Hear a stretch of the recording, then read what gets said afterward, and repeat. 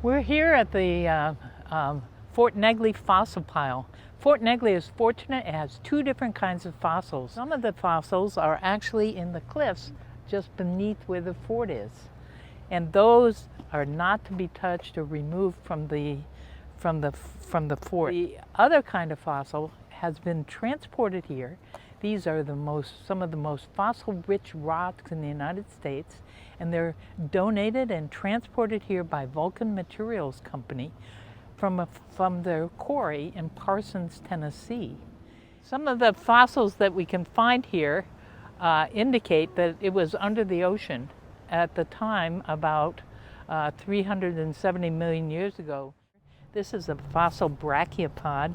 It looks sort of like a clam, but it really couldn't move very much. It just sat in the sediment and it filtered water to get food. These things dominated the ocean for a couple 100 million years. They're very abundant. Now that is actually the inside of a chamber of a squid-like animal that's closely related to the pearly nautilus. And so that's just a piece of it. And of course his tentacles all rotted, but that was a predator in the ocean that covered the Parsons area at the time. That's a good find. Let's see, what do you have, Hannah? Oh, another nice whole Brachiopod.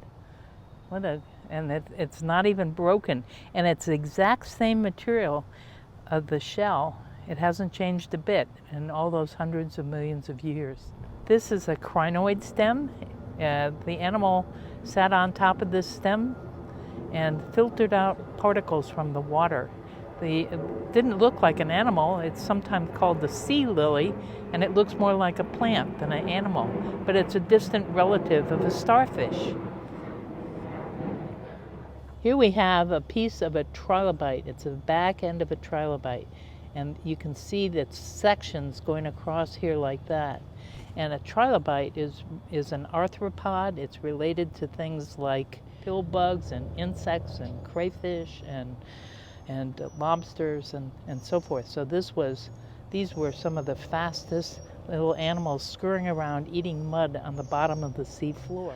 So it's important to notice that you can take all you want and all you find from this pile that is contributed by Vulcan Materials. They have a lot more at the quarry in Parsons, and they're so gracious about bringing it for us to all enjoy. However, we cannot take any fossils, any rocks, or any flowers or vegetation or anything else from the rest of Fort Negley Park. These rocks are open all the time. The Visitors Center does not have to be open for you to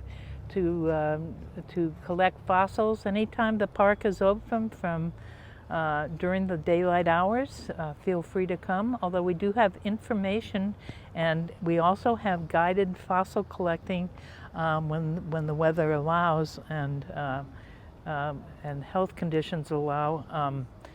On the second Saturday of every month from 10 to 12 in the morning.